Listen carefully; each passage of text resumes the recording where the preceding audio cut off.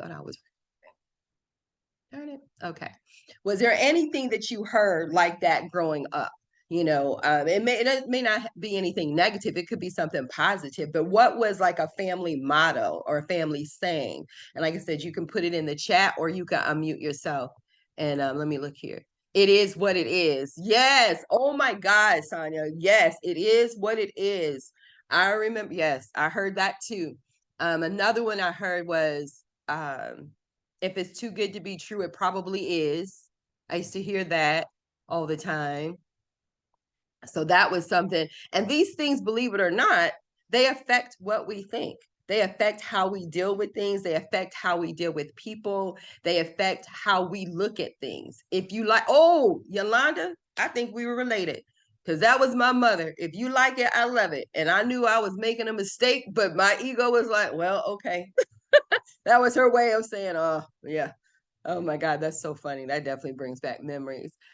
So again, you have to be somebody who's willing to unbecome. I like this statement. Who are you unbecoming? A lot of times, we want to talk about who I'm becoming, but who are you unbecoming?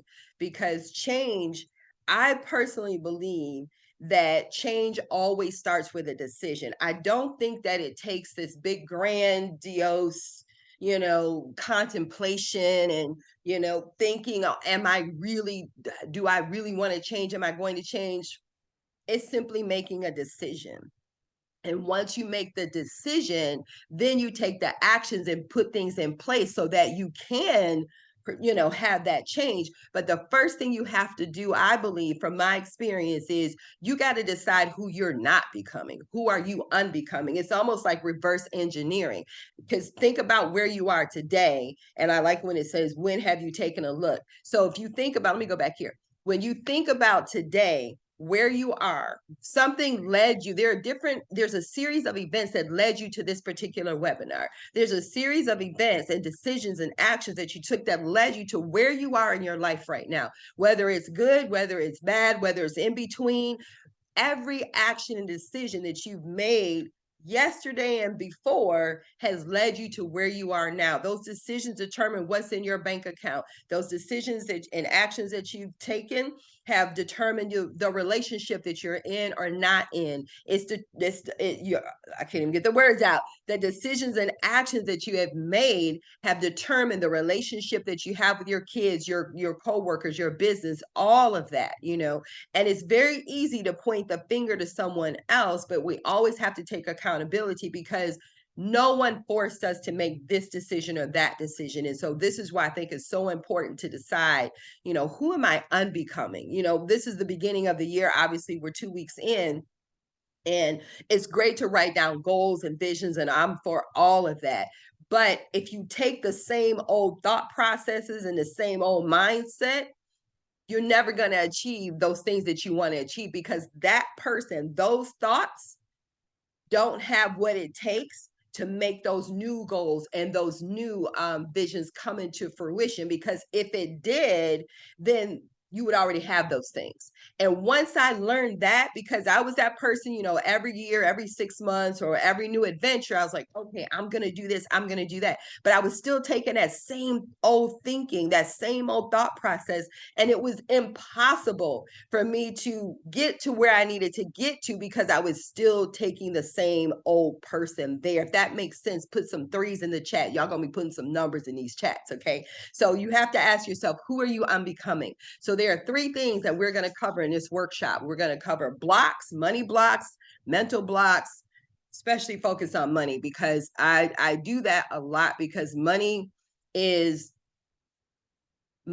like how you deal with money, how you think about money really affects so many areas of your life. So I always like talking about those and helping you do those. Clearing your space, your environment, those things that are around you, those things that you touch every day and how it affects your environment, as well as how to upgrade your life. So those are the things we're going to talk about. We're going to jump right on in with money fears and money blocks. Like, this is something that is so huge for me. And it took me, and here's the thing, you have to understand, the brain never forgets anything. It never forgets anything. we can override that. We can definitely override those old thoughts, those negative habits, those fears and things like this, but it never forgets. So it's not like once you clear those money blocks that they'll never come up again, because they will. I know one of the things that I had to do, because I grew up with a serious scarcity and lack mindset. And if y'all can relate to that, then you could put a fist bump in the camera, because both on my mom's side and my dad's side, it was a scarcity mindset. Now, my mom and dad separated when I was 4 years old, but I was very fortunate and very grateful that my mom and dad had the kind of relationship that did not hinder him from coming to spend time with us every single day, myself and my brother. Like, we were so blessed with that. I never understood anything like a deadbeat dad or anything like that, because my dad was like the bomb, right? But he was broke, and he was broken mentally, and the same thing with my mom. So I learned to assess the cost of everything. My whole thing was, how much does it cost? How much does it cost? How much does it cost? Because that's what I was programmed to. Whenever my parents bought anything, it was always, how much does it cost? You're always flipping over stuff. How much, how much, how much, looking at the tag, how much, how much, how much. And so I did that. How much, how much, how much? Instead of looking at the value of things, it was always how much, how much, how much. And so these things really caused a lot of blocks for me. And I had a lot of fear when it came to money. And when you have fear when it comes to money, it's not just about the money. You have fear in other areas of your life. And what I had to learn is that fear is normal, right? And sometimes people want to run away from fear. Sometimes when we feel those butterflies in our stomach, or we feel nervous about something, we want to go in the exact opposite direction. But I really believe that fear is letting you know, hey, you're probably going in the right direction. Now, I'm not talking about safety fear. I'm not talking about, life or death kind of thing. But I'm talking about when you get that uncomfortable feeling, those butterflies, you know, that to me, I've learned to harness that for the good. I will feel some fear. Don't get me wrong, but I have to tap into, okay, is this really a real fear, or am I making it into a real fear? Maybe this is the direction I need to go in. And so, like it says on here, we're not taught to be rich. We are taught to worry about what others think, and we are taught to look for security. We're taught to look for safety. We're taught to look for comfortability. The old saying is, we've all been taught, go to school, get the good grades, and get a good job, and get one with benefits, and that hasn't served the majority for years and years and years in the United States, but we're still teaching that same concept, right? Because it's quote unquote security. But we know with the way the economy is changing, that is no longer security, and it has not been security for a number of years, right? And so what you have to do is shift your paradigm. You've got to have a paradigm shift. You've got to teach yourself how to use this fear. There's I know you guys know who Tony Robbins is, right? And if you don't, for some reason, definitely look him up. But I believe y'all are the type of people that know who Tony Robbins is. And he was talking about, this was some years ago, he was talking about two people that he was coaching. And one was Bruce Springsteen and the other one was Carly Simon. And if you know anything about music, especially back in the day, you probably know who they are. And this was at the epitome of their careers. They were on all the radio stations. This is how far back this was, selling out worldwide tours, everything. Like, they were it, right? Carly Simon had the song, I Bet You Think the Song Is About You, and Bruce Springsteen, Born in the USA, like huge superstars, right? Well, he was working with them individually, and they both experienced the same type of symptoms, if you will. They talked about when they got ready to get on stage, how their hands would get all sweaty, and their heart would just beat so much and it felt like it was about to jump out of their chest, and their brain was just all over the place, and they were just like, oh, just, you could see them vibrating. Literally, this is what was happening before they would get on stage. Well, Bruce Springsteen, he said that just propelled him. Like, he couldn't wait to get out there on stage. That's why his hands would get sweaty and his heart would beat out of his chest, and he was just jumping with energy because he couldn't wait to get out there, shaking with energy. Well, Carly Simon, on the other hand, these same exact symptoms, she allowed her mind to put her in a panic attack mode to where she could no longer tour. So the same symptoms, the same physical characteristics, the same fears, if you will, propelled one person and held back the other person. So it's very important that you look at fear, and I think stress can also be in the same way. I believe that, you know, again, barring, health and safety and things of that nature, that you can actually use fear and you can actually use stress for your benefit. You just have to learn how to switch it around in your mind. You have to learn how to tell yourself a different story as to what it is that you're feeling and why you're feeling it. It says here at the bottom, face it until you make it. A lot of times you hear people say, fake it until you make it. But I believe you have to face it until you make it. I can tell you this quick story when I was going through this divorce, and there was a time when I was just, you can imagine if you've ever gone through that, then you understand how I'm feeling or what I was feeling. And if you haven't gone through that, hopefully you won't experience it, but you've experienced some kind of traumatic incident in your life. And so at this particular time, I was just, man, I had finally got myself back together to where I could start going to work, showing up for work. I had great bosses, and they were super, super helpful to me during this time, right? And so now I started going back to work, and when I was at work, I was doing everything I could to just try to hold everything in. I was working as an interior designer, and I was just trying to get through the day, right? Just go through the motions. And then when I would come home, if no one was here, then I would just literally fall to the floor, literally fall to the floor, just burst into tears because I've been holding it in all day.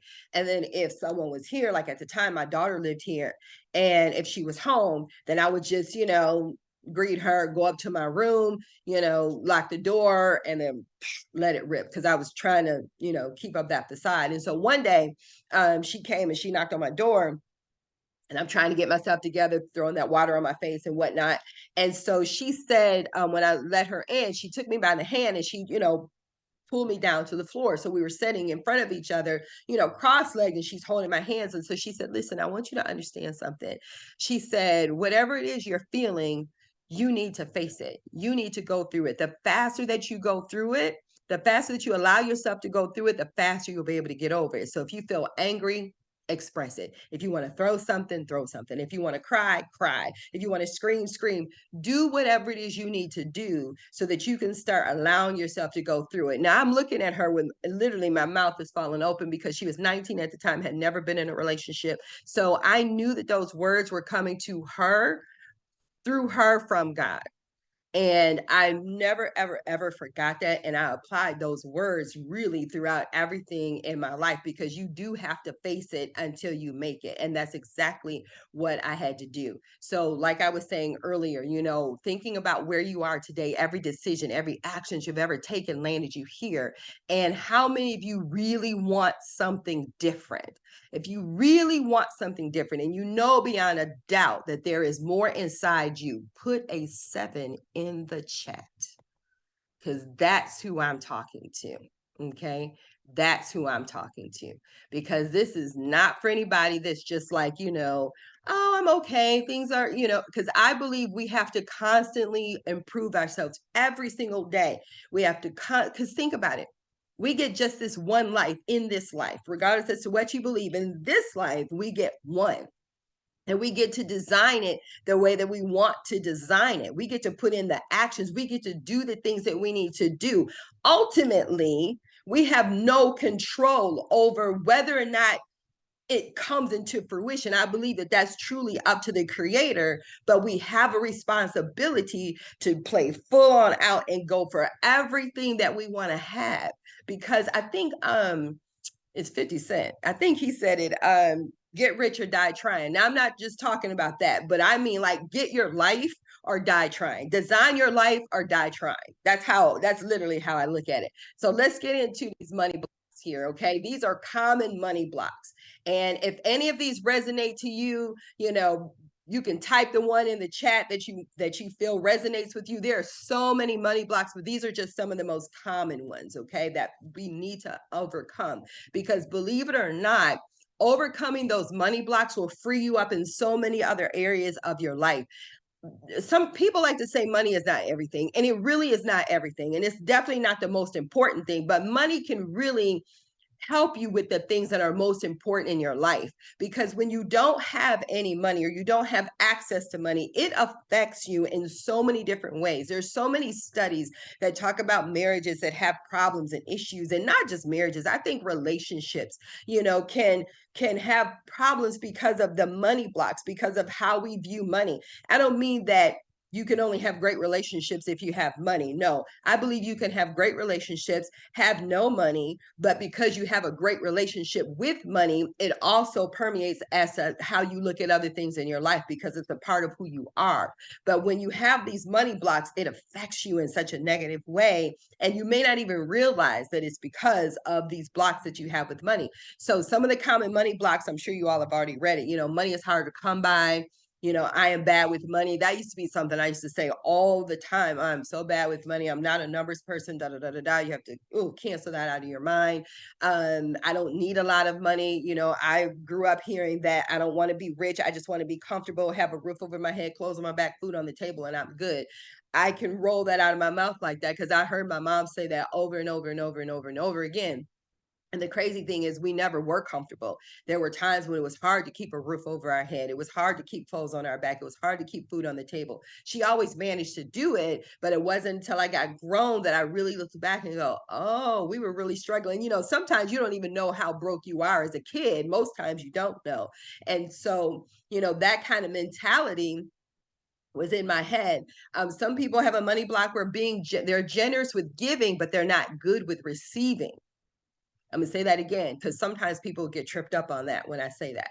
Sometimes a money block can be that you're generous with giving, but you're not good with receiving. I'll give you an example that has nothing to do with money.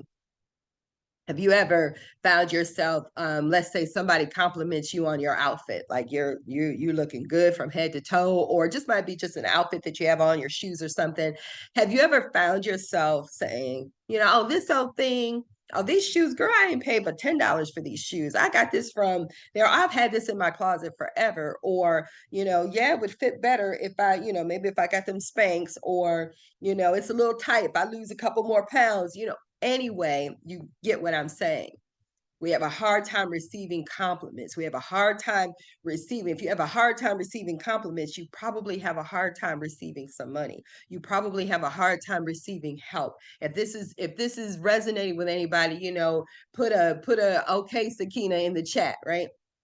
Put show me something if this is resonating with you, because you might be that person that's willing to give. You don't mind helping people out financially, or they need something in your home or whatever. Girl, go ahead, get what you need, whatever. But when it comes to receiving it, it's a whole different thing.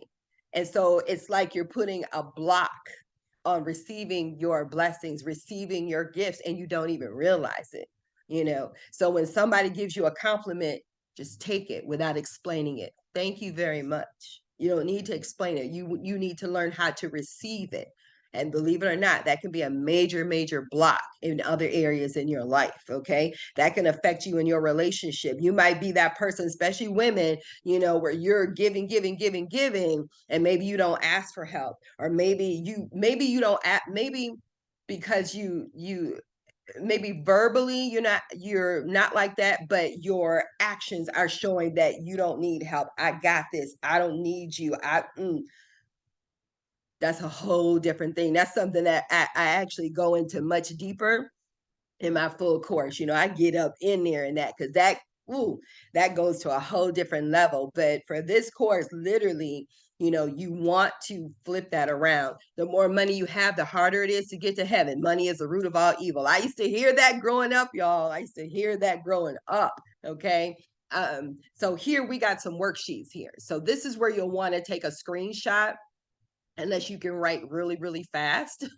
But this is something I want you to work with on your own. In my full course, we actually do it, on the webinar, but for the sake of time, just take a screenshot for it. So I want you to ask yourself, what is your relationship with money? And write down at least 5 things that determine your relationship with money. It might be those money blocks there, or you may come up with something else.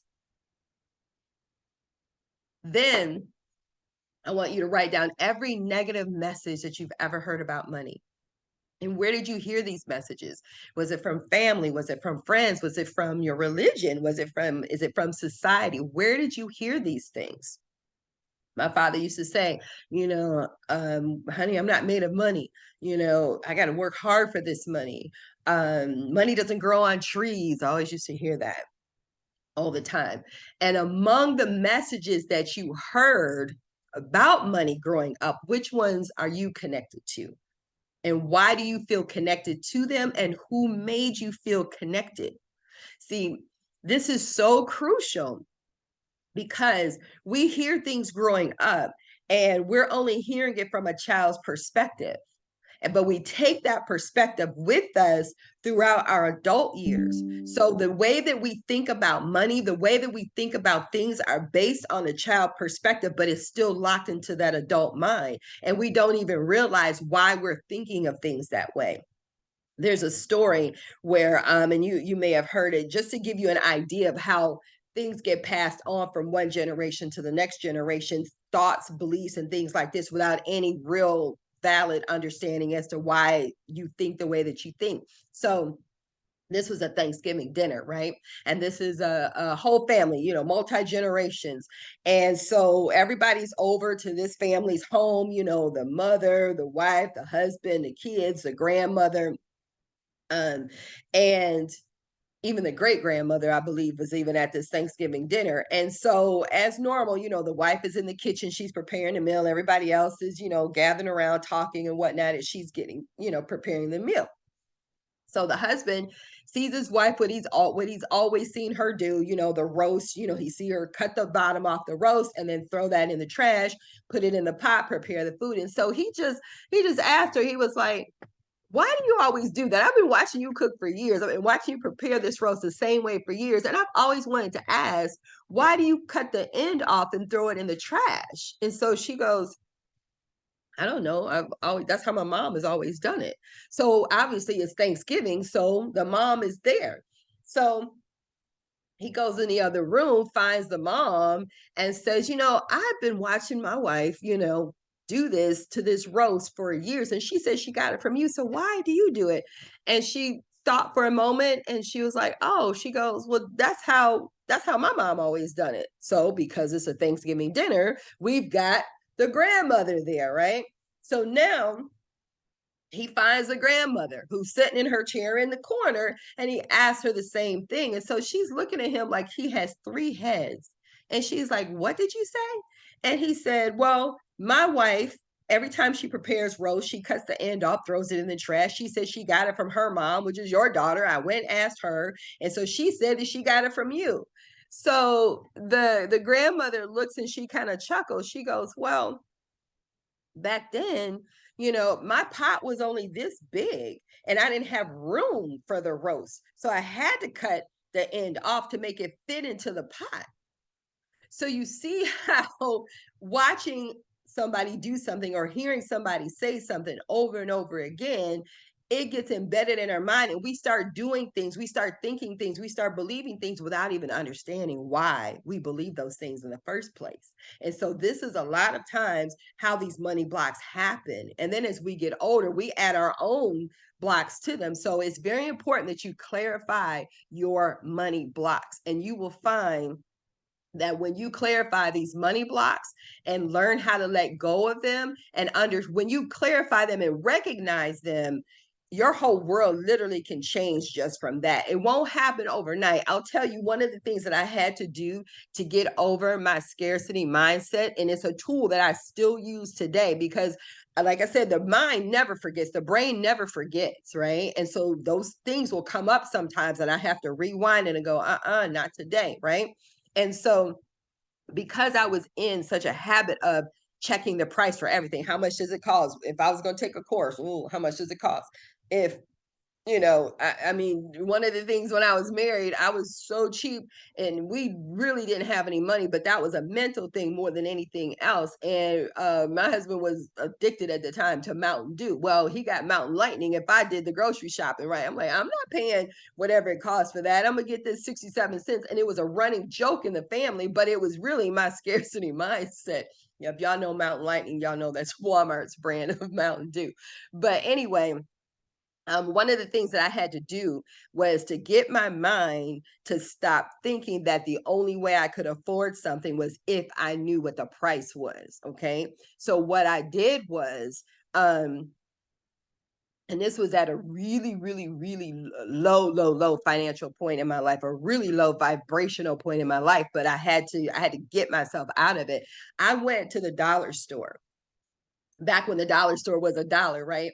And I just took, I don't know how long I was in that store, probably a good 30 minutes, because everything in there was a dollar.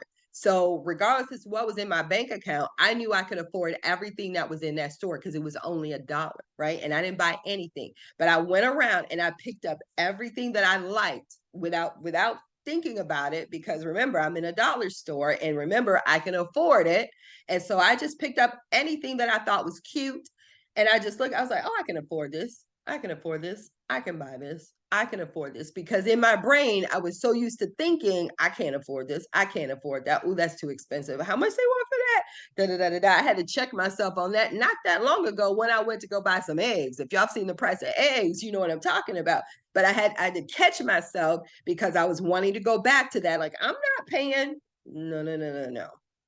So, those little things that you can do to get your mind reprogrammed, instead of looking at what you can't afford, think about how you can afford it. Yes, I can afford it. Money is just a tool. And I had to switch all that around. But the first thing you got to do is to let go of those money blocks. You have to forgive. And I know you all have read this already. Forgiveness is so key. Who are the people that you need to forgive? You got to start with yourself first. You must start with yourself. You have to forgive yourself for any money mistakes you've ever made. You have to forgive yourself for any harm that anybody's ever done to you in regards to money. Maybe somebody stole some money from you. Maybe somebody swindled you out of some money. I don't know. But whatever mistakes that were done in regards to money, forgive yourself for them. Okay. And then forgive them. Forgive the people and forgive the circumstances. Okay.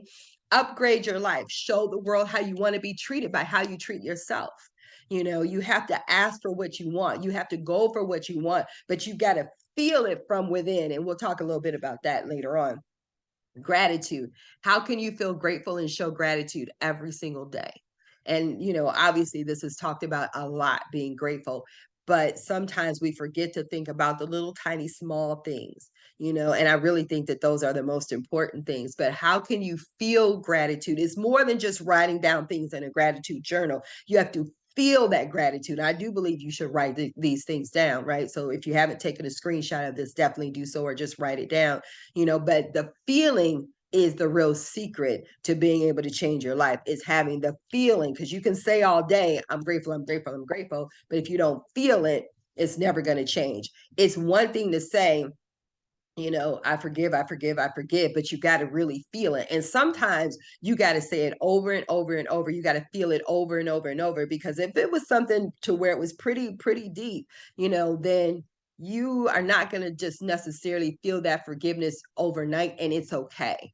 And I don't mean just forgiveness about money. You want to take this to every area of your life. If anybody has ever done you wrong, or if you've ever done anybody wrong, and we all have, we make mistakes, we're human beings. You have to forgive them. You have to forgive yourself.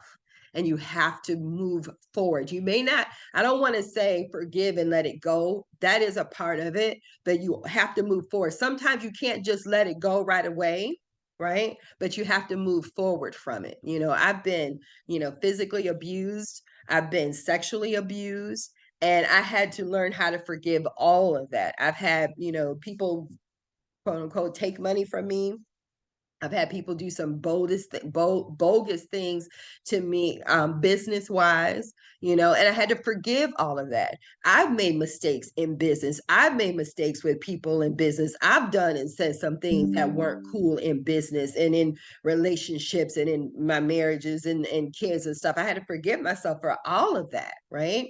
And so that's very, very important.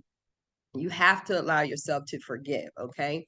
And then the next thing is the third part, and the final part of this worksheet, which is phase 3. What are your money goals? You know, what goals, and these goals need to benefit everyone in your household, but you got to start with you first. You know, what are the things that you really want to have? How much money do you really want to make each month? You know, why do you want to make this amount, and how will you use this money? Because again, money is a tool. So you have to be very specific. Is there, what charity do you want to donate to? How much money do you want to be able to donate to that charity every single month? Maybe you want to start your own charity. You know, is there something you want to do to your home? Is there a vacation home that you want to have? Whatever it is, that, and allow yourself to go there. Okay, what action steps can you take today to move you in that direction? Not tomorrow, not on Monday, but what action steps can you take today to move you in that direction? What new skills do you need to acquire? What do you need to do today to start acquiring these skills? You know, and actually put something in the chat. Let me check this chat because I do see something. Yeah, struggling with forgiveness. Yes, Alejandra, I totally get it, because I remember, I just remember I used to believe that when, if I forgave somebody, then I was condoning what they had done. And it was very difficult for me to come to terms with that in my mind. And I had to learn that when you forgive somebody, the forgiveness is for you. It's for you. It's not for them. It's for you, because you have to heal. I think there's a saying, and I forgot who said it, but withholding forgiveness, and I'm probably paraphrasing this, but withholding forgiveness is like, you know, pouring a glass of poison, you drinking it, but you're expecting the other person to die. And it was just like, oh, that does make sense, you know. But it's something that, you know, it just took me a while to understand and get through it, but I was able to get through it. I was able to do that in my divorce. I was able to do that with the physical abuse. That wasn't from this husband, by the way, so let me put that out there. This was when I was much younger. um I was able to forgive the sexual abuse. I was able to forgive the emotional abuse, you know, as a child, and the bullying and all of that stuff. I was able to forgive it, you know, and it was a freedom that I experienced that really, for the first time, really brought me true joy in my life. Right.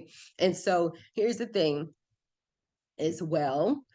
Resist the urge to skip the worksheet. Resist the urge to skip it, okay? Because that's just your mind trying to keep you in your comfort zone. It always is. You know, your mind is like, oh, I don't have to do this. I don't need to do this. Yes, you do, because you do want to get to the next level. So you've got to set your intention to course correct, and rewire your brain to override the old program. So give yourself the gift of working on you. This is a gift that you're giving to yourself. You know, I hope you all screenshot that worksheet. You know, I hope you're taking notes. You know, I hope you will allow yourself to really just give in to the moment, give in to feeling uncomfortable, give in to, you know, I don't know if I want to do this. Just give in to all of that, you know, and really, you know, make that conscious decision that, you know what, I can actually do this. It's time for me to really take 2023 to the next level by letting go of your worries, clearing your mind. You know, you got to ask yourself what's stopping you. And this is where I'd like to ask you guys too. I'm looking at some of the chats.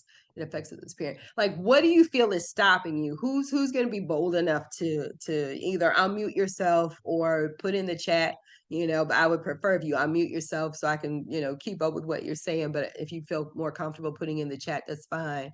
But what do you feel that is stopping you from getting to wherever it is that you want to get to? Money is hard to come by. I'm looking at the notes. Giver, yes. Yep, having to grow out of that, struggling with that. I hear somebody unmuted. Yeah, it's Michelle. Hey, Michelle. I was like, who's the bold one? I don't know about bold, but for me, I think it's the mindset. Definitely the mindset. I was laughing so hard when you said, well, how much is that? Let me look at the price. I say that all the time. And I think what was key to what you just said, that's something that a behavior that I have because I heard it when I was younger. And I noticed that I also still do it a lot. And I pass it on to my children and my grandchildren. Because when you said that, I would remember when I was in the store with my granddaughter, and I was like, well, how much it costs? Let's look at the price. So Yep. for me, um, it's really the mind. It is really the mindset. And that's why I'm glad I'm on here today. Because this need to be heard. And if you want change, I believe that if I'm willing, that it can happen, right? And It, it's you about how much I want it. And if it got to be intentional. So you said a lot, and I appreciate it. you are so welcome. I appreciate you sharing that with us because that is so important. And for a long time, I did not recognize that it was me. I just did not recognize that it was me. I didn't recognize that the mind held that much power, so to speak. Our words, I just didn't realize it because it feels very real when you're looking at the price of something. You know what's in your bank account and you see the price of that, and it's like there's a correlation there. This costs this much and my bank account is here, so yes, I cannot afford it. It sounds logical, but the truth is the only reason that you can't afford it is because you feel like you can't afford it and you don't see enough value in getting what it is that you need to have. Because we all know, especially women, we know that we can go make the money happen. We can really get whatever it is we really want if we see the value for it. But what my upbringing was, like I said earlier, is checking the cost. And the one thing that I used to get so confused about, and Michelle, you think back to this too. I would hear my family, my mom say what she couldn't afford, what she couldn't afford, what she couldn't afford, what she couldn't afford. We can't afford, we can't afford, we can't afford, we can't afford, we can't afford it. But my mom was a partier. What I mean by that was literally every weekend, for as far back as I can remember, our house was the party house, like adult parties, not like, kid parties and play dates and stuff like that. No, it was adult parties. So there was a bunch of alcohol, like huge bottles of alcohol. I had a bar in my living room, not the cute little tea cart bar that you see today, but a big full Montgomery Ward bar that had a stereo and an 8-track in the back, like big old bar, like you were in the club, and it was the party house. And people would bring, their drinks, but she always bought big old bottles of drinks and food and all this stuff. And so I would be confused because when it came to a lot of things, I was like, oh, I can't afford that. Oh, we can't afford that, girl. We're poor. I would no, she would say po. We're poor. We po. I'm po. But then I would see this happen. So it was these mixed messages because I couldn't understand. I was like, well, if we can't afford this, then how can she afford that? And the smoking, she always, bought them cigarettes and stuff. So it was all these mixed messages that I just didn't understand. But then what happened was, as I got older, it was like, oh, you can spend money on things that you want, but you don't have to spend money on things that you need because you can't afford it. Like it was just so many mixed messages. And I really had to break through that. And that's what I'll challenge you, Michelle, those money blocks. I mean, really make a list because I had a long list. Like those few that I put on here, I had a long list, and in the program I go more deeper into that because I just had to break through, and I couldn't do it on my own because I didn't recognize half of them. And once I started recognizing that and releasing that and learning how to cope with that and how not cope with it, but learning how to override that, everything changed. And like you said, we inadvertently pass it on to our children because that's what we know. When we're having babies, we're just regurgitating what we saw, what our beliefs are, things of that nature, unless you make a conscious decision to go, you know what, that didn't work for me growing up, so I'm going to do something different. I didn't do that for the most part. I just kind of regurgitated what I saw. In some other areas I did things differently, but when it came to that, I didn't. And so we do, but I hear that, with my own kids sometimes, with their kids, and I'm like, ooh, No, no, no, no. We breaking all this. You know, a lot of times people want to say, we want to break generational curses and we want to leave money to the next generation. But if we don't break these mindset curses, leaving them money is going to do nothing because it won't even last. And so we've got to break this mindset as well. So the fact that you recognize that it's your mindset, you're already ahead of the game, because you recognize that. That's really, really awesome. Anybody else want to share what's stopping them? Let me look in the chat. I see somebody put something in here. So I stop working or use my income to help them when they get behind. It always sets me back financially. Yes, that's a whole nother thing too. And so thank you for sharing that. What I would suggest with that is owning, and this was difficult for me to do looking back at it, owning that no one can stop us and no one can hold us back. It's easy to put it on that person. I used to do that when I was married.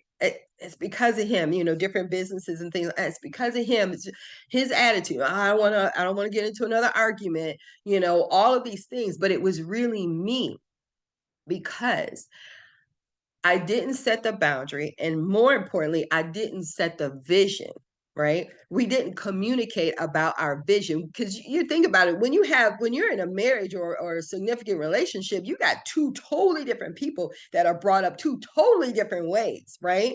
And they bring their own set of money blocks and money beliefs to the relationship, let alone everything else. And so we didn't communicate that. And so I think it's very, very important to have to communicate with your spouse. I like that. With your spouse about what it is you see for yourself and include them in that vision. Okay. Because what do they say on an airplane? When there's a problem and the oxygen mask drop, they say, put it over your face first, even if you got a child sitting next to you, because you cannot help anybody else until you've helped yourself first. And I'm reading in the chats, you're a giver and you sacrifice your needs for them. But the challenge is that you just said a key word, sacrifice. It's nothing wrong with being a giver, right? There's nothing wrong with that. That's a great quality until it becomes a sacrifice, until it becomes sacrificial. Because then things build up like resentment, things build up. It's like you're giving, but there's a little something feeling there. So it's something I'm working on because of the resentment. Yes, yes, yes. And I think really the first thing is to communicate that. Be honest with your spouse and let them know, hey, this is how I'm feeling, and I know this is me, because we teach people how to treat us, right? I had to learn that, this is how I've always done things. This is what I do. So therefore, this is what I get back. But when you have that real honest conversation, just where it's just the two of you, there's nothing in the air, don't have the conversation when there's already, ill feelings in the air. Wait till it's a good time, a good moment, and say, let's have a conversation, because for this year, I want to go into a new direction. I want to take us to the next level. And in order for us to go to the next level, I need to get myself to the next level. And so these are the things, these are the areas that I'm working on. And I need your help with working on this area. And this is one of the things, believe it or not, that I go into on the course, because it's like that money situation, like I said earlier, it affects everything. It affects every area of your life, right? And it's so important to understand and know how to set up your boundaries, know what you really want, know what your vision really is about money and your belief system is about money before you can even involve somebody else, right?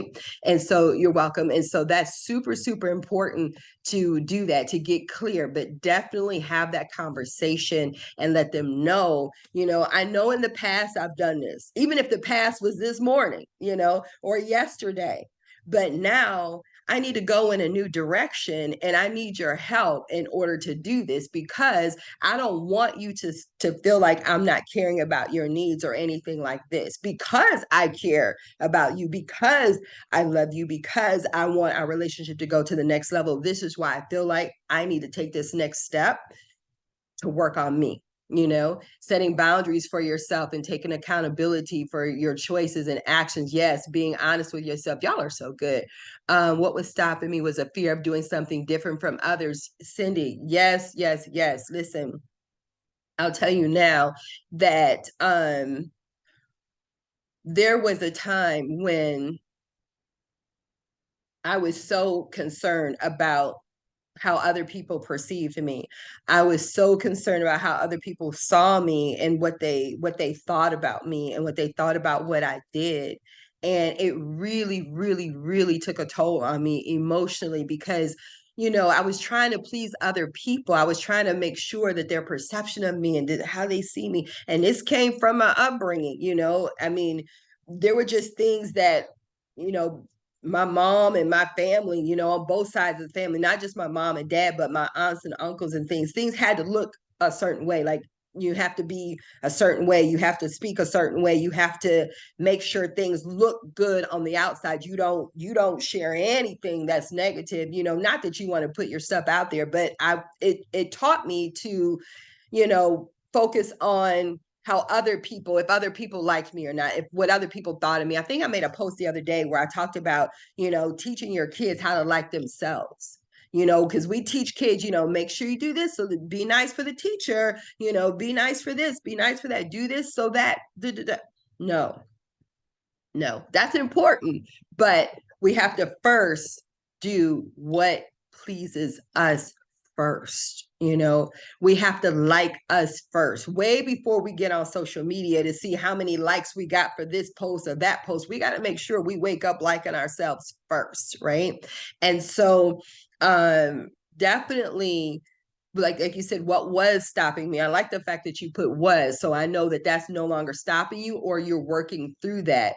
And you have to, that fear that you were feeling, or maybe still are feeling, let it propel you. Just like I was telling you the story with Bruce Springsteen and Carly Simon, he let that propel him, feel the fear and do it anyway.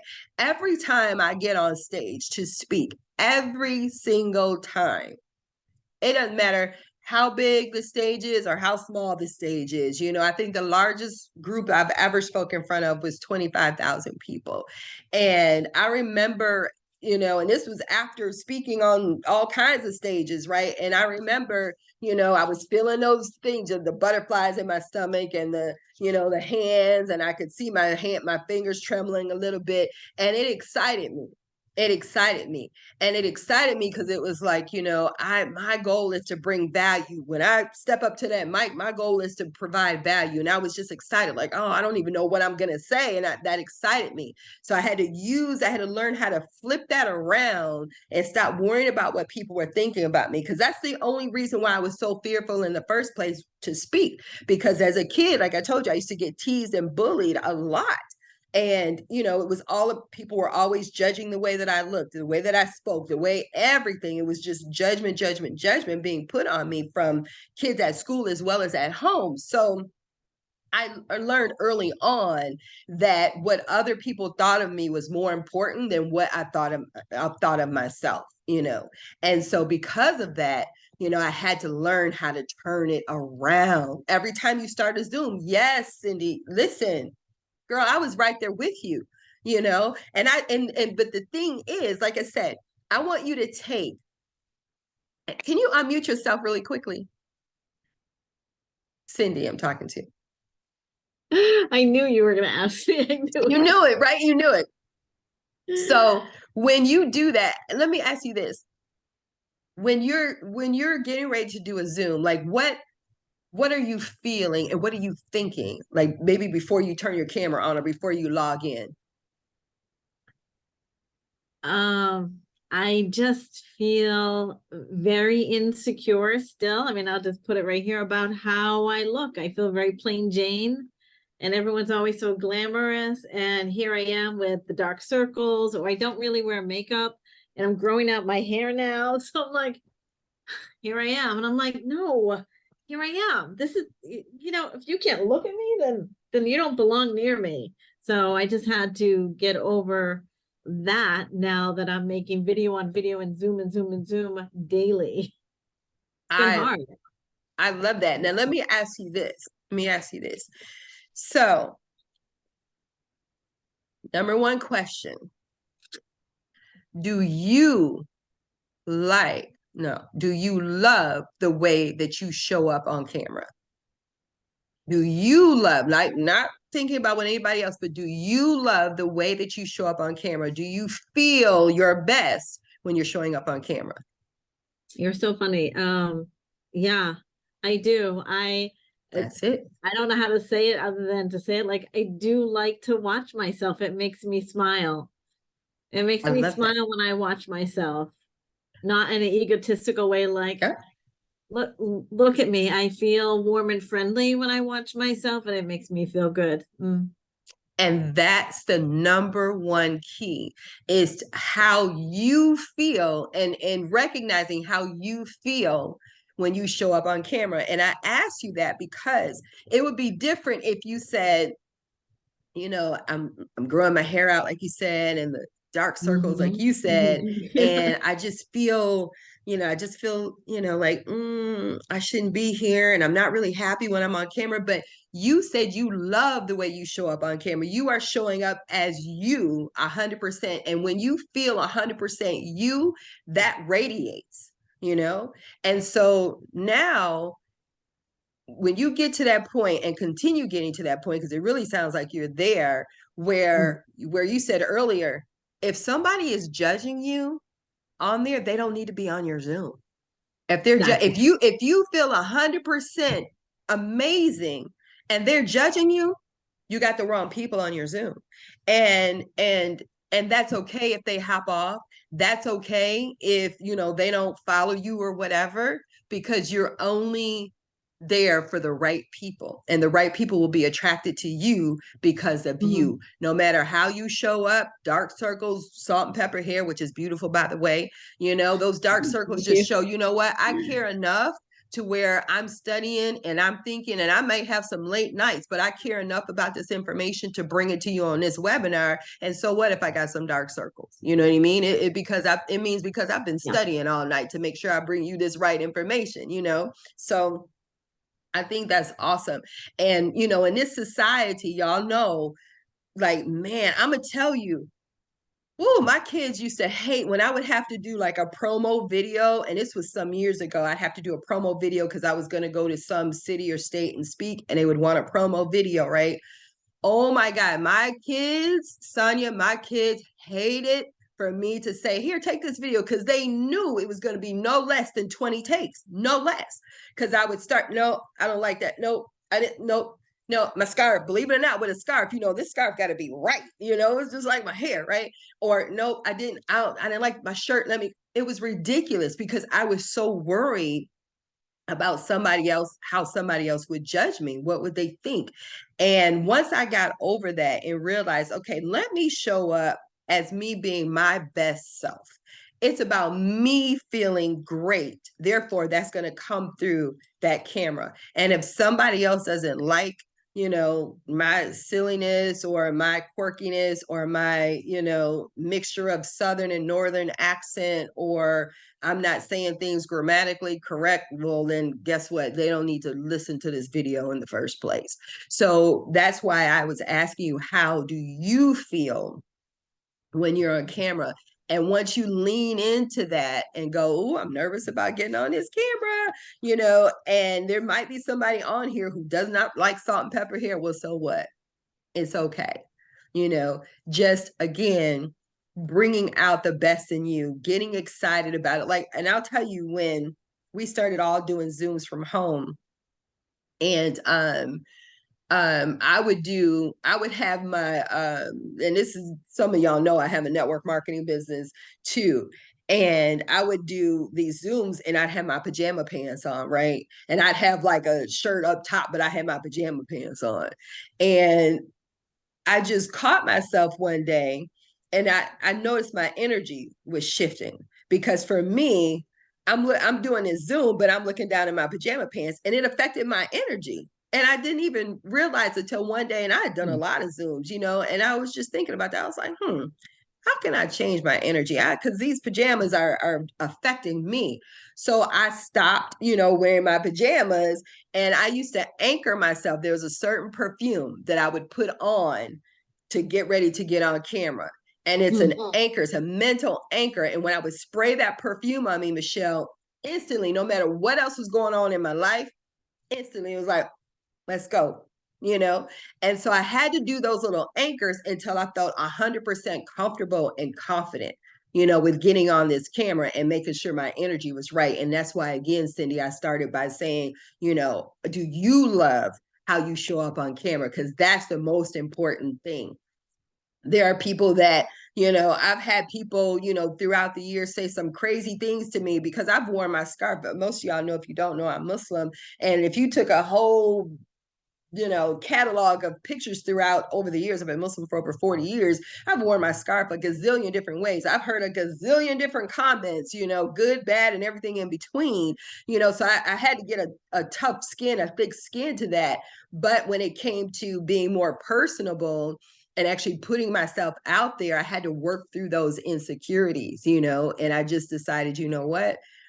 The way I show up on camera is a way that I love, you know, because that has to be for me. And if anybody else, you know, gets the opportunity to hear it, that's just the cherry on top, because I've got to show up for me first, you know, even if it's one person, I got to show up for me. I have a motto. Oh, let me read this. I have a motto. Forget how it turns out. How do I say that? Fido? Fido, is that it? Say that, Sonia. Or do you say it? You just like FHITO. I love that. Forget It's Fido. Yeah, just Fido. Fido. And you can interchange that F word. It just depends. And there will be plenty of times when I will interchange that word. I'm gonna tell you now, okay? I'm gonna tell you now. But I love that. Yeah, Cindy, you said you love that too. Yeah, forget how it turns out. And that is so, so true, because you're taking the first step. You're taking those steps. Forget, you know, how anything else turns out, because at the end of the day, things are always going to work out. They're always going to work out. Look at making sure I'm covering everything here. Setting boundary for yourself. Taking accountability for my choices, my actions, and be honest with yourself. Yes, yes, yes. That happened to me yesterday, and I decided to leave the recordings as is because it doesn't need to be perfect. It just needs to be done. Yes, Alejandro. Yes, yes, yes. Yes, that is. Oh, I got goosebumps on that one. That is it.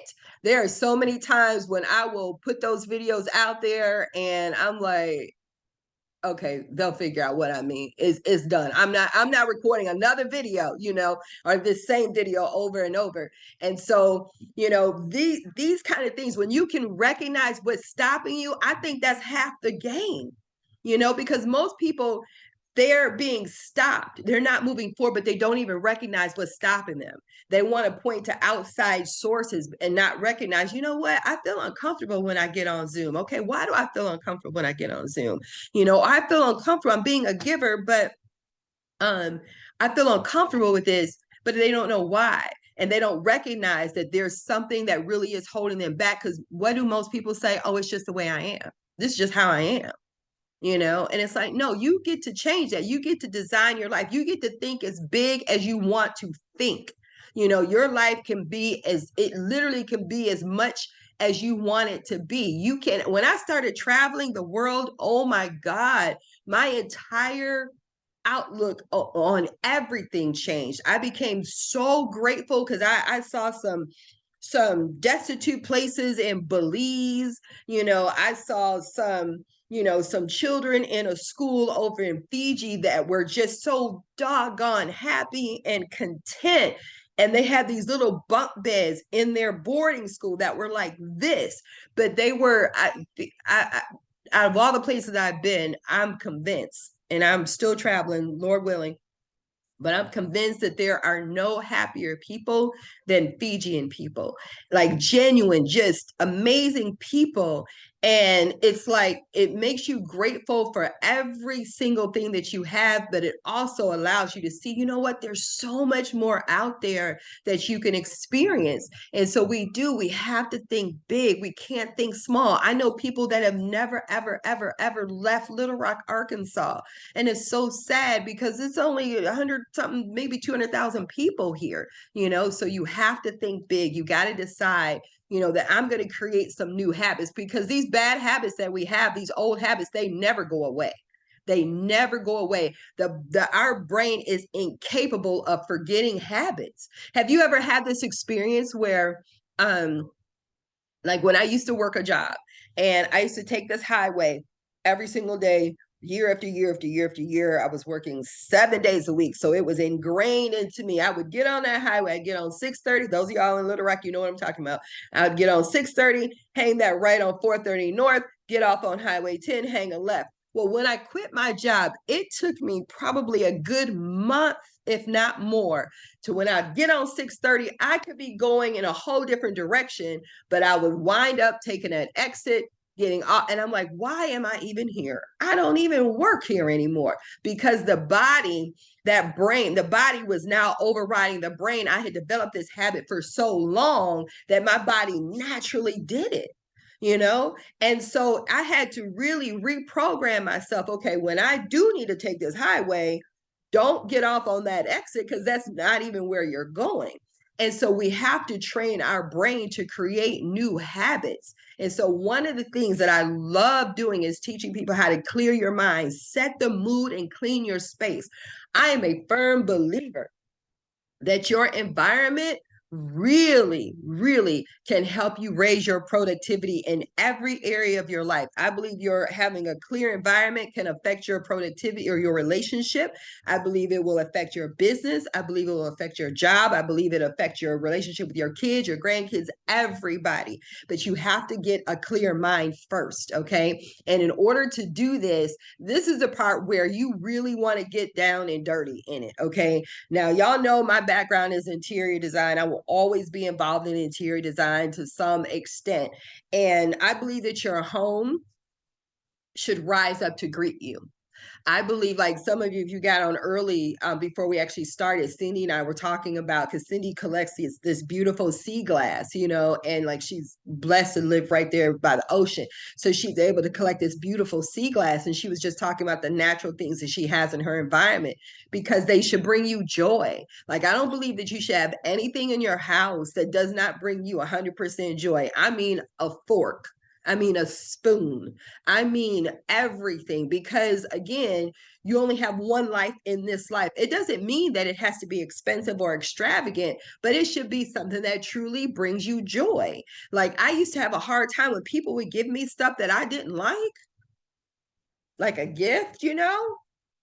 I would just hang on to it because I felt guilty, Sonia. I was like, well, they brought that all the way back from Africa, and I cannot stand this scarf.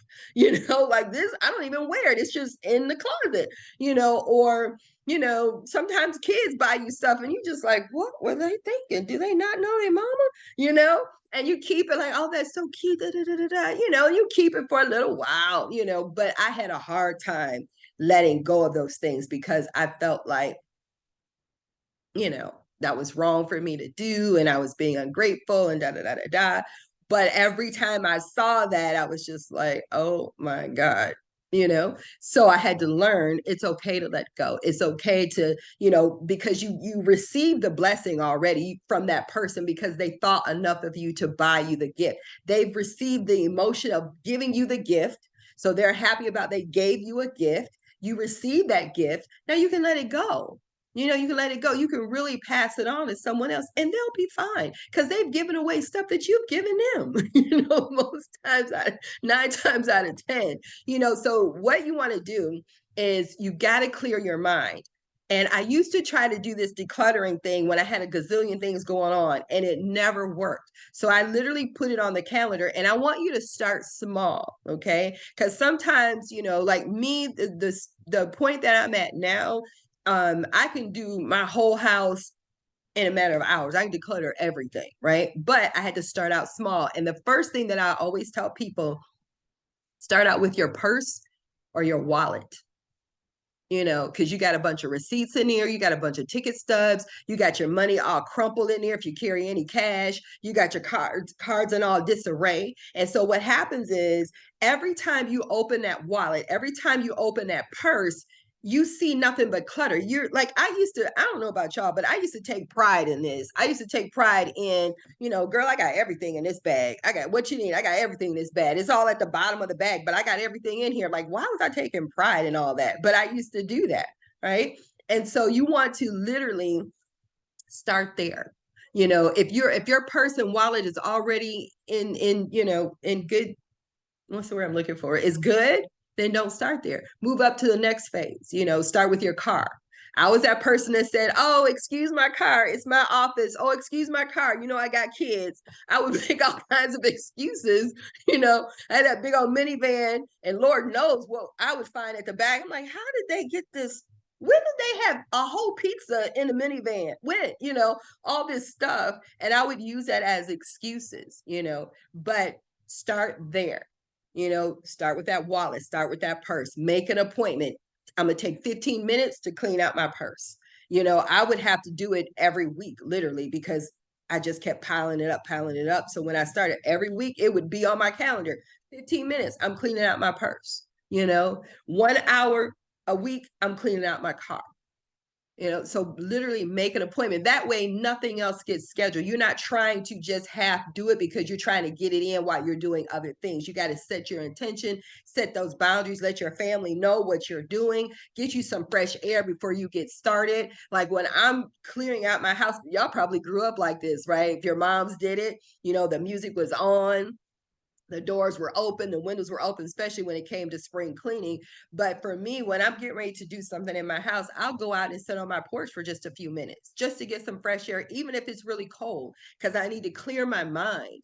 Because I don't want to get sidetracked by my phone. I don't want to get sidetracked by anything. So the first step is clearing your mind when it comes to decluttering, right? Then light a candle, set the mood. If you're doing your home, set the mood, light you a candle, you know, play some music, you know, some upbeat music or whatever that music is. Another thing that I like to do is I will put on my YouTube on my TV, and there's certain vlogs that I like to watch on YouTube, and you're watching, like, now this might be extreme, but I like watching other people clean. I like watching other people, you know, move things around in their house. Like I will watch other people make their bed, and I'm like, I need to start doing this because I'm watching it because I'll think, who wants to watch me clean up my house? But then I'm like, I always pull up YouTube videos where I'm watching people clean their house, you know, but those things inspire me. So maybe doing that, you know, or like I said, just lighting a candle, playing some music,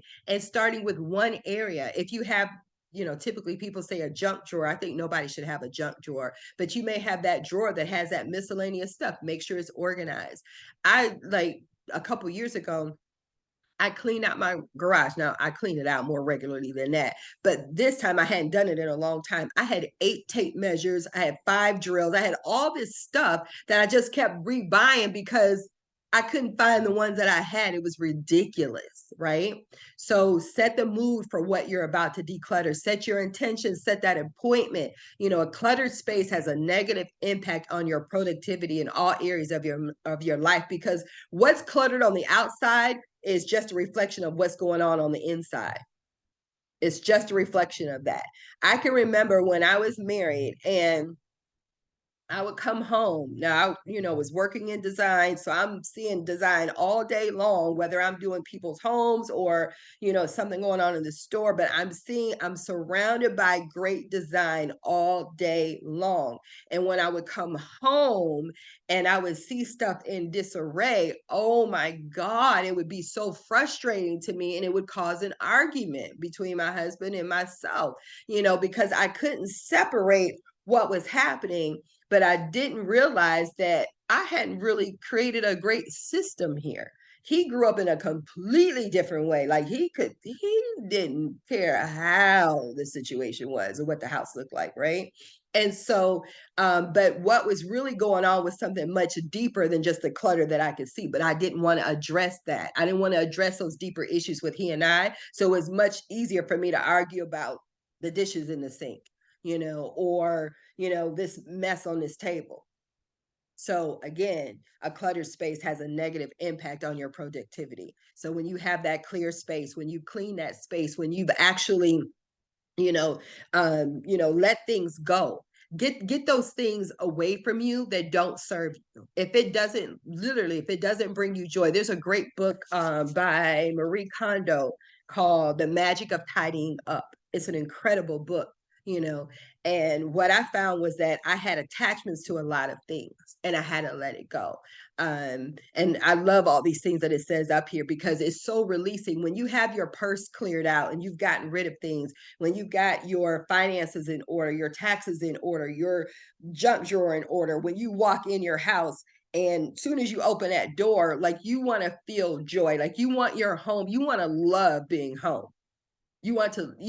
Because believe it or not, I really believe this, and I do get into more detail in this, but like I said, for the sake of time, I'm not going to on this course, but the way that you treat your home, it can really lead to you living a life that you don't feel like you have to have a vacation from. I used to live like that, like, oh God, oh, you know, and it's like, and you want a vacation, don't get me wrong. You want to travel, you want to do all those things, but you also want to love coming home. Like I love coming home. I love opening my door. I love being here. And there's nothing here that's extravagant. There's nothing here that just costs this astronomical fee. I just love everything every fork, and it took time for me to do that. So you want to, and we'll talk about this as we go through the upgrading, but you want to really clear that out. I mean, make room for you got to make room in your outer space, because when you start making room in your outer space, it makes room here, because you don't have to think about all this stuff. This is why I think it's so important. How many of y'all keep a planner, like a calendar for things that you need to do every day?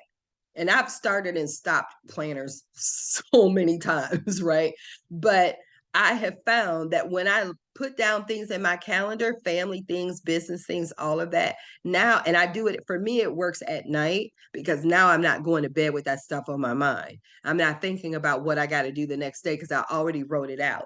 So it's the same thing when you're decluttering your area. You've already got it laid out. You're not thinking about the dishes in the sink. Like I did a reel maybe a week ago of just me tidying up my house. I cannot go to bed without tidying up. I cannot. I won't sleep right. I won't think right. And I set my phone on it's called a bedtime mode. So like at 10:30, my phone goes to bedtime mode. And that's a signal for me to wrap up what I'm doing. If I'm doing something online or whatever it is, it's like wrap it up. And so now I wrap it up. It takes me 30 minutes to tidy up my whole house, just putting things back in place, dishes, pillows, throws, whatever it is, and then, one of those things in there is writing in that planner. So now 11 o'clock, 11:15, I'm done. My goal is to set that earlier. My goal is to start, winding down at 9:30, is to do it an hour earlier because I want to get more sleep than that. Right. So and then celebrate your win. If you organize your purse today, celebrate it. If you organize your living room, your junk drawer, if you organize your car, celebrate it. Whatever it is, celebrate. If you do one of those worksheets earlier, celebrate it. Like literally celebrate yourself. High five yourself. Go in the bathroom every morning and high five yourself. What's the Mel Robbins, I think, talks about that, is high fiving yourself every single morning. It does something mentally to you, Now ask yourself, what does your dream life look like? And I want you to write it down. Definitely take a screenshot of this unless you write really fast. What does your dream life look like? Like write it down in great detail. What is your dream life? What is your dream year? What is your dream month? What is your dream day? Sometimes you can't think about what a dream life is because you're thinking about all the other things that's happening in your life. But maybe just start with your dream day. Like write it down in detail. What are you, when you wake up, when you open your eyes in the morning, and I really do this, when you open your eyes in the morning, what kind of pillow are you laying on? What sheets are you pulling back? What's your duvet look like? Is somebody bringing you breakfast in bed? You know, is your chef downstairs preparing your day? You know, what sounds are you waking up to? Are you waking up to ocean sounds? You know, your ideal day. Write it down in extreme detail. What kind of slippers are you putting on that are laid beside your bed? You know, what kind of bathrobe are you wrapping yourself in? What kind of towels are you wrapping yourself in? What does your bathroom look like?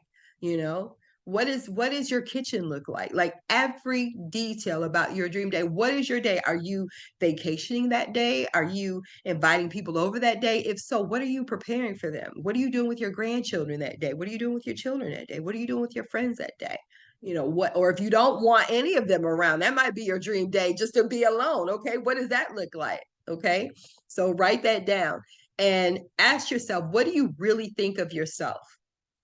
How does this person walk, talk, think, act? How does this person treat others? What does this person say no to? And what does this person say yes to?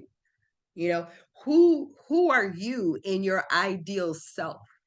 Who are you? What new boundaries have you set for yourself? There's we always used to hear this growing up, you know, or especially as I got older, you know, fake it till you make it. And there's some merit to that, you know, not faking it like saying that you have things that you don't, but mentally seeing yourself as the ideal person that you want to be.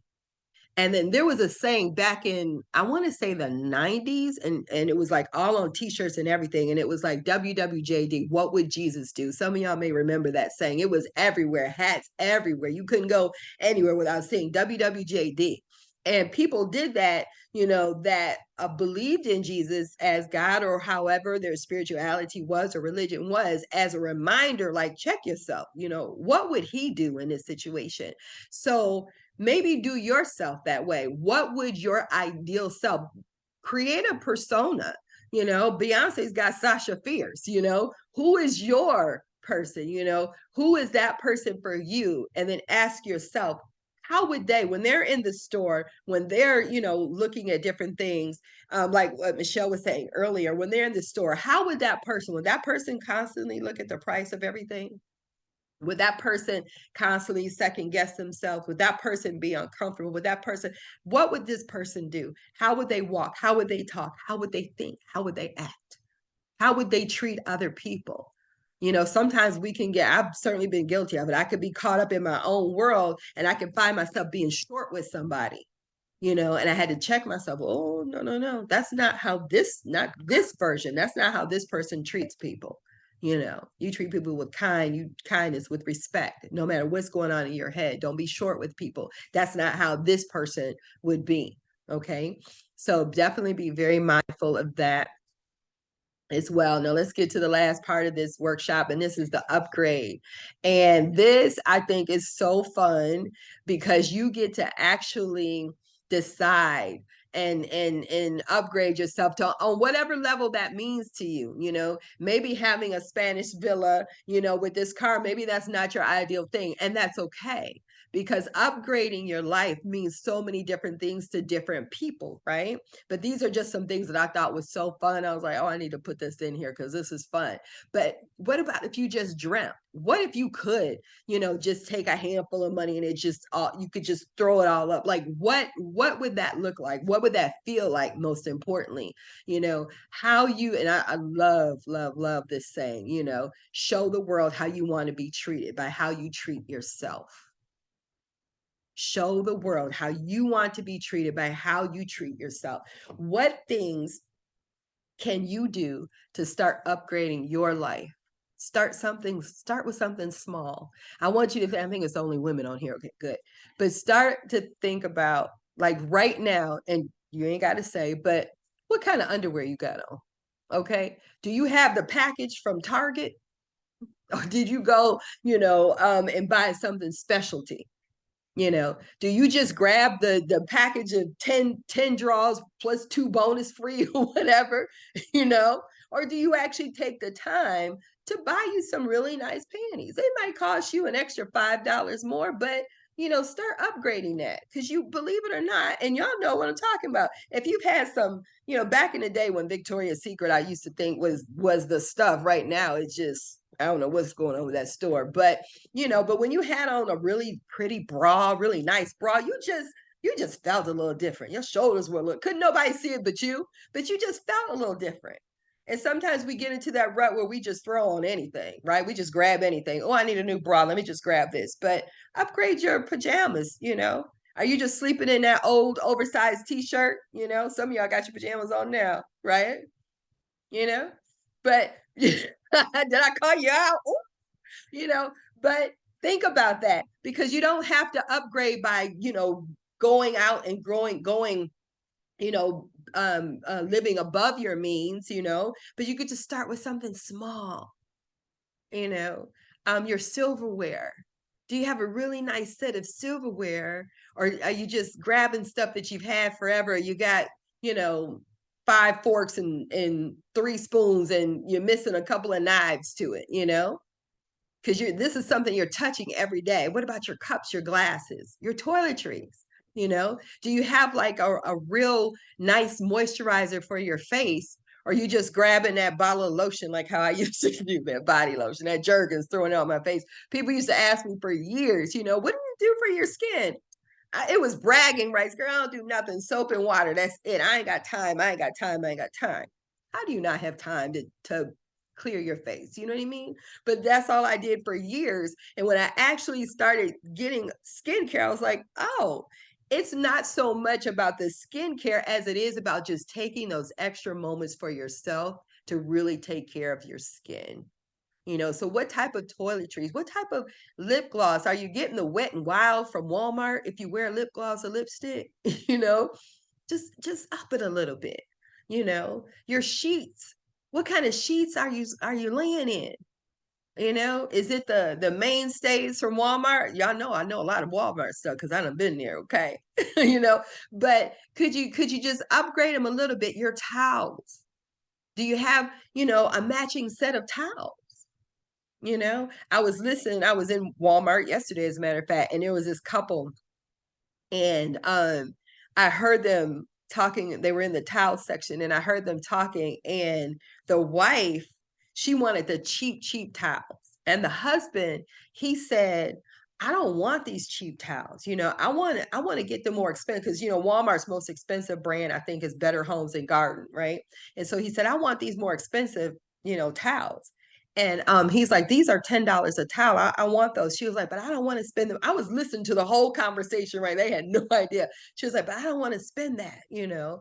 And so they were going back and forth about it. And I thought, there's a difference of $8 that they're talking about pretty much between the towels, but it was two totally different mindsets, right? And I don't know how the conversation ended, but it's like he felt like they deserved to have more and she felt like they deserved to have less because she's looking at money, you know what I mean? And I get it. I've been there before. You know, she's looking at the cost of it, but he saw the value in having a more expensive towel, you know? And so what do you see the value in? Because it's something different. Like even when you buy soap, you know, when you buy that real expensive handmade goat's milk soap, you pick that, it's just a different feeling. You know, it's a whole different feeling. Like I love getting in my bed. Oh my God.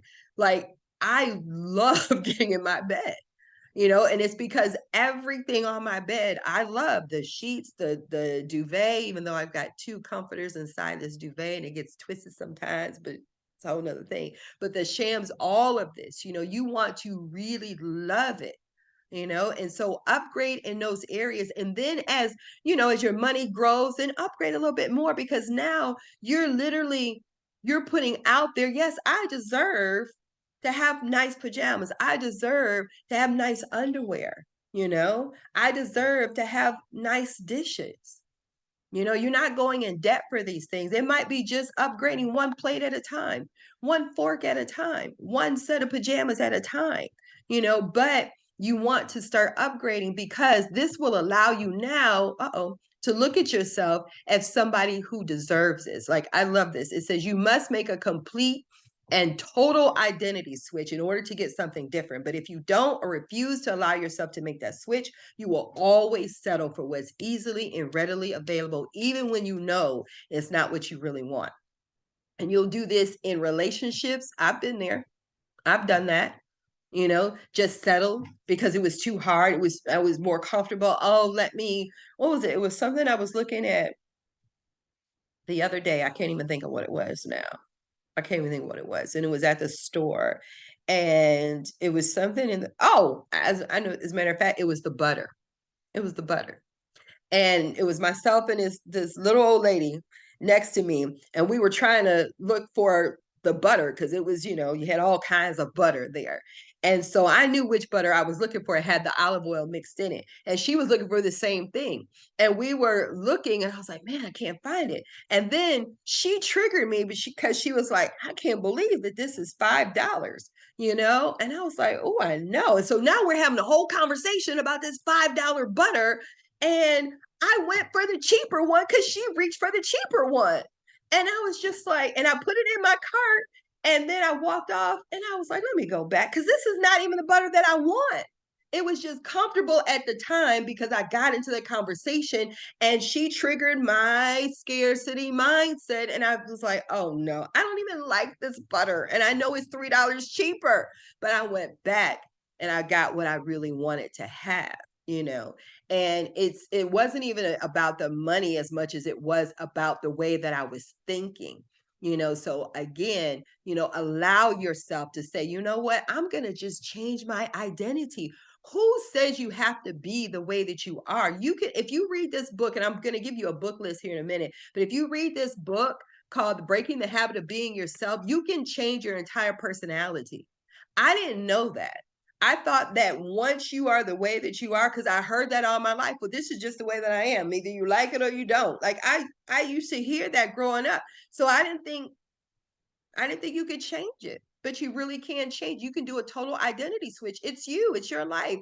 And again, this is where communicating with the people in your life that you love, because they need to be enrolled in that vision. They need to know what you're doing. You don't want to just switch up things and they're like all confused because you've taught them to treat you this way for so long. Now you can't just switch like that and not experience some pushback. So you want to have those conversations. You want to say, hey, it's a new day, it's a new I'm experiencing this new person. I'm learning more. I'm growing more. There's some things that I need you to help me with by just being patient with me and giving me the grace as I figure out this new person, so that I can be the best person for you. So I can be the best mom for you, the best grandmother, the best spouse, the best coworker, the best business partner, all of that. Right. So here is my favorite book list. And it was so hard to come up with just 10 because this could have been 5 slides in itself. Okay. But first, my top 10 book recommendations are whatever religious scriptures, whatever you subscribe to as far as your religious scriptures, definitely that's should be your number one. The second is The Dynamic Laws of Prosperity. I love this book. It's by Catherine Ponder. It talks about, throughout the book, it's talking about biblical scriptures, about prosperity. This book is so good. Breaking the Habit of Being Yourself. I mentioned that earlier by Dr. Joe Dispenza. He gets into the neurological side of it, and then he brings it on home for practical uses. The Law of Success by Napoleon Hill. Honestly, anything by Napoleon Hill. The Professional Troublemaker. You'll enjoy this book. Love is Nigerian, and she brings us incredible humor. Like I laughed out loud throughout this whole book. But she gives you that permission to, break the norm of who you have been and just get out there and make some things happen. Essential Home by Judith Wilson. This is a home design book, but Judith does a great job of breaking down, giving you lists of classic things that you want for your home, luxury items that you want for your home, and she breaks it down to where you can start really, really small with that. Lucky Bitch, you have to excuse the name, but that's the name of the book, by Denise Duffield Thomas. I love everything by her. The Secret by Rhonda Byrne. Of course, you probably are familiar with the documentary or the book. And that's still one of my go-tos to this day. High Performance Habits by Brendon Burchard. I think that has been a game changer for me. And it's a book, I refer back to all these books all the time. Big Money Energy by Ryan Serhant. He's a top real estate dude out there in New York, but just his whole mentality of how he's been able to take his brand to the next level and the energy. I mean, it's just, these are just great, great books. So hopefully, either screenshot this or write this down and, expand your list. I'm sure you're reading every day anyway. But as we close this out, I want you to write down and think about and write down, what are 3 lessons that you want to leave behind on this earth? Because we know that we are all going to leave, but what are 3 lessons that you want to leave behind on this earth, whether it's for your family, for the world, when people think about you, because the truth is, when we die, people will think about us for that day, for that week, maybe for that month. Kids and things like that will think about us more often, right? But people are going to go on with their lives. So the things that we have won't really matter, but it's the lessons that we leave. That's what leaves behind. That's what gets left behind. So our story. So what are 3 lessons that you would want to leave behind on this earth? Okay. If anybody would like to share that, you can definitely unmute yourself to do that as well. This I is, wrote them down. oh, please go ahead. I just wrote, be kind, be generous, and love yourself. I love that.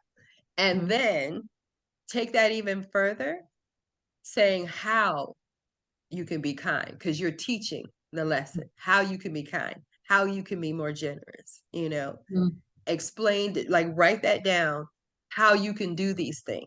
Because these are lessons that you're really going to be able to leave behind. Because if you read these things every day, it also will help you to be conscious of how you show up every day, because you want to think about, what, I'm leaving these lessons. So let me be conscious as to how I show up. Let me be conscious as to how I deal with the people in my environment. And let me be conscious of how I deal with myself every day, because now I am becoming this person who is going to be leaving these lessons.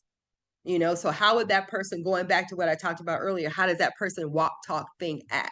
Okay. Thank you for sharing that, Cindy. That's really powerful, because those are lessons that we all need to learn and leave. So here, as we wrap this up, my Change Your Life Course Correct program, the full course, is much, much deeper than this, is taking it to the next step. It's a 4-week program. I cut it down to, it had been 8 weeks, but I've been able to condense it down to 4 weeks. And part of what it is not only is it a webinar where we meet up every week, but I also do a personal private webinar on an individual basis. I do the group, but then I do a personal one-on-one. And I have a different group for that, a VIP group for that I'll be creating. I've never created the Facebook groups before, because we've always just done things through, the webinars and things like this. So I've obviously just started creating the Facebook pages. So there will be a VIP group for that as well. But the thing that I think is very important, and I've done lots of coaching programs. I've spent thousands of dollars on coaching programs. And the thing that I decided to incorporate was, the group programs are great. Meeting up once a week is fantastic. But a lot of times it's easy to get sidetracked throughout the week before the next class begins. And so that's where I have found that when I've done that one-on-one coaching call, it might be a phone call, it might be a Zoom, where we're getting, not only doing what we're doing as a group, but individually, like, where are you getting off track? How are you, almost like an accountability partner, but you get to deal with me directly. And then as a group, we get to learn from each other. And I think that's one of the things that people have said from my programs, is that they love the community that they're a part of, because you get to learn directly from each other. Like, you all gave some great feedback in the chats that helped other people from watching this. Seeing you guys, commenting on each other's and saying, that's a great model, that's a great saying, that's a great this. And so that's really, really important. That's an important aspect, to this Course Correct program. And it just takes things to the next level, because I know for me, when I was trying to do things on my own, I would fall off. I truly, truly would fall off. And so here, how do you apply for that? Because you can't just sign up for it. You have to literally submit an application. And the way that you do that is by you either email me or DM me on Facebook to the answers to these two questions. The biggest thing that you want to get from this program, meaning this Course Correct program, and why should you get the chance to be in this program? And then it's just based on that, to be able to apply. So today, I want you to write down an answer and read daily. Okay. I want you to say your name, so I would say, Sakina, I am proud. Ooh, I spelled that wrong up there. Y'all look at that.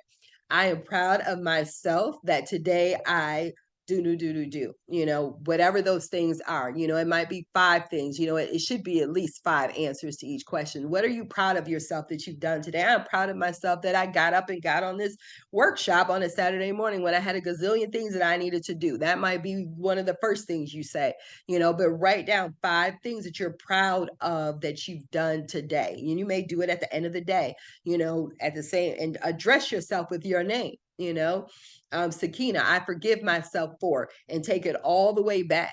I forgive myself for when I was sexually abused. I kept that guilt in my head for so long because I thought it was something that I said that started that.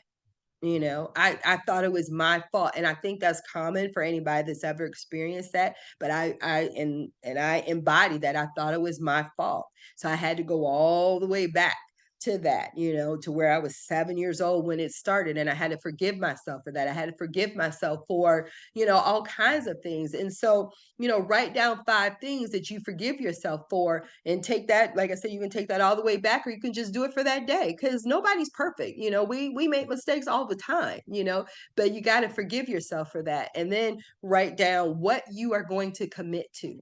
What are things that you're committed to today? I'm committed to showing up for me today. I'm committed to taking actions. I'm committed to learning a new skill set. I'm committed to reading this book. I'm committed to reading 5 pages of this book. I'm committed to, starting my decluttering plan. I'm committed, whatever it is, every single day, write at least 5 answers to each question and celebrate yourself every day. And I challenge you to do it for 30 days minimum, because that will literally change it'll put you on the path to start changing how you see yourself. And when you're able to start changing how you see yourself, now you're really on the path, to really go in there and go after the life that you really want. So thank you so much for attending this workshop. I hope you had a great time. I hope you received value. I hope you're going to start today to change your mind so you can change your life.